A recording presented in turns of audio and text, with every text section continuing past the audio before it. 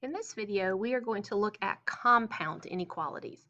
So compound inequalities are just two inequalities like what we did in the other video, two simple inequalities joined by either the word and or the word or. So it's just like a compound sentence. If you take two simple sentences and put them together with the word and or in the middle, what you have is a compound sentence.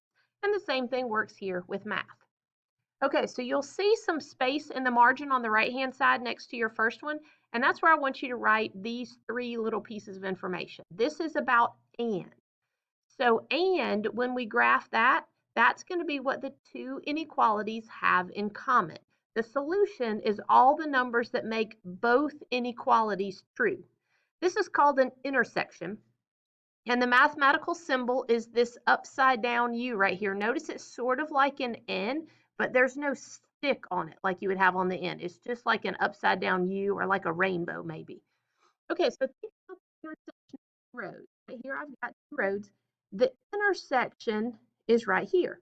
Notice that the intersection is on this road and this intersection is on this road. It's what they have in common. So if you think about an intersection like you guys are familiar with from driving, a mathematical intersection works the same way. The intersection of two inequalities is what they have in common. It's on both of them, just like this intersection right here is on both roads. Okay, let's do an example. So here's the one on your sheet. What I think is the easiest with these is to split it apart into two separate inequalities. Because the way it's written right now, I don't see the and sometimes people have trouble when there are multiple things in there. So the first inequality is this one. That whole middle part, that whole t plus 4, is going to go in our first inequality. And the second inequality is here.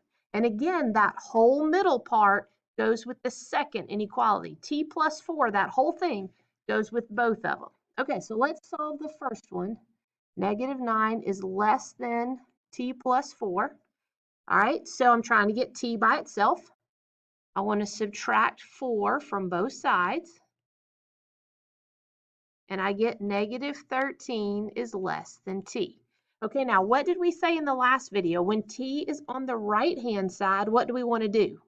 We want to turn it around and put it on the left-hand side so that it will be easier to graph. So remember, if the pointy part is going towards the 13, when you flip it over, the pointy part still has to be toward the -13, and the open part is going toward the t. So when you turn it over, the open part still has to go to the t.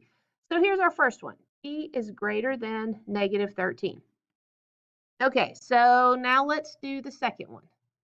All right, this one, t plus 4, is less than or equal to 10. Okay, just like before, my goal is to get t by itself. So let's subtract 4 from both sides. I'm going to get t is less than or equal to 6. Okay, so my solution, t is greater than -13, t is less than or equal to 6. Okay, let's see what that's going to look like on a graph. So I'm going to put -13 on this side, and I'm going to put +6 on this side. Okay, so on this first one, I'm going to graph the blue one. I'm going to graph t is greater than -13. So on -13, should I put an open circle or a closed circle? I should put an open circle because 13 is not included. And all the things greater than -13, do they shade to the right or do they shade to the left? Well, they're going to shade to the right. All of these things are greater than -13. Okay, let's do the red one. T is less than or equal to 6. All right, so on 6, should I put an open circle or a closed circle? Right, it's going to be a closed circle. All right, so there it is. And all the things that are less than 6, left or right, we're going to shade to the left. Less than goes left, greater than goes right. Okay, now on this bottom line, we're going to put the intersection. So when we write our final answer, the way Delta Math is going to ask you to do this, the way you're going to write it on a test or a quiz, you put the smallest number on the left-hand side. Well, which one is smaller, -13 or 6? negative 13, so that one's going to go here. Okay, now look, the pointy part is to the negative 13, right? I'll put the pointy part and then t, and then I'm just going to connect it onto here. See, I already have the t, so now I just need to complete it with this part right here. So the way you write an intersection answer is that you put them together as one thing, because it's what they have in common, right? So look at my two number lines. I've got the blue and the red. What do they have in common? What is the same? Well, this middle part is the same on both of them. So that's going to be the answer to the intersection. That's going to be the final answer. Should 13 be included in the answer? Nope, 13 is not in common. See, this one contains 13. It's colored in. This one does not contain 13 because it's an open circle. So that means my final answer cannot contain negative 13 either. All right, how about 6? Should 6 be included in my final answer? Yes, because this one has a closed-in circle, which means it's included. And this one is colored over, which means it's included also. So positive 6 is going to be included. And then what they have in common is this part shaded in the middle. Right? So the answer written out as a set is here. And then the graph of that answer is here with the two circles and the shading in the middle. Okay, let's do an OR problem. So again, you're going to see some space over there on the right-hand side, and this is what I want you to write in that space. Anything in either inequality is part of the answer. For OR, it doesn't matter if that is part that's in common or that part is not in common. Anything that's in either answer is part of the order. I'm sorry, anything that's in either answer is part of the solution. Okay, so this is called a union, and the mathematical symbol for union is here. This time it's a U, right? Remember, there's no stick. So just a U like this, U for union. Okay, now help you remember this. If you think about an old-fashioned word for a marriage used to be a union. And think about what happens when you get married. The husband brings in all of his stuff, and the wife brings in all of her stuff. So if the wife has a crock pot and the husband has an Instapot, well, now together they own both a crock pot and an Instapot. It doesn't matter that they didn't have that in common to start with. What matters is that they both have it now. On the other hand, let's suppose that the wife had a tool set. She had a hammer and some wrenches, and the husband had that same identical tool set. He had some hammers and some wrenches too. Well, when they got married, now they just happen to have two tool sets. It doesn't stop being theirs. It's just that now they have two. So whether they each had one or whether they both had one, it doesn't matter. It belongs to that answer, quote unquote, is part of what they own as a married couple. And OR works exactly the same. It doesn't matter whether the first inequality owns it or whether the second inequality owns it. When they go together, the answer is part of what they both own. Okay, let's see that in action. Let's look at this one. So this time it's a little bit easier to recognize that it's a union because I have the OR right there. All right, and let's solve each one of those separately. So I'm going to do it in blue and red again, just like I did before to help us keep our work organized. So on this first one, I'm going to subtract 9 on both sides, trying to get x by itself. The 9s cancel out. Okay, now what? Now I should divide by 6. Still working to get x by itself. And I get x is less than -1. All right, now let's do the other one. And I'm going to switch over to red just like I did before. Working to get x by itself, I'm going to add 8 to both sides. All right, 3x is greater than 21. Okay, and then I'm also going to divide both sides by 3. I get x is greater than 7.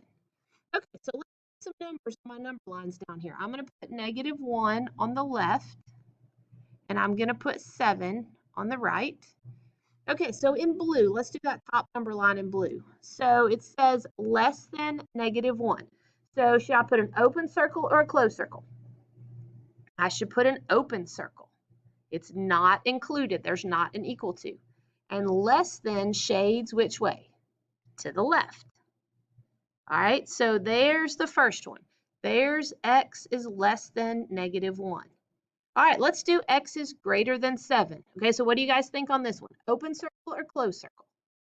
Well, it's going to be an open circle because there's no equal to, and we're going to shade to the right. Greater than goes to the right. Okay, so now we're ready to put our final answer down on that line. So x is less than -1, or I could put the union symbol if I want to. X is greater than 7. Okay, now remember, or means anything that's in either one of them. They both bring in all their stuff to the answer. So it doesn't matter that they don't have anything in common. The answer for or is all of these things and also all of these things.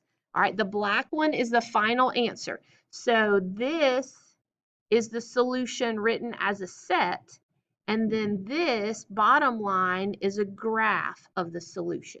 All right, so that's the way that OR is going to work. All right, let's look at that last one you guys have in your notes for today.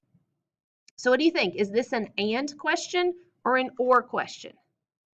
Well, I can tell that it's going to be an AND question because it's all written next to each other.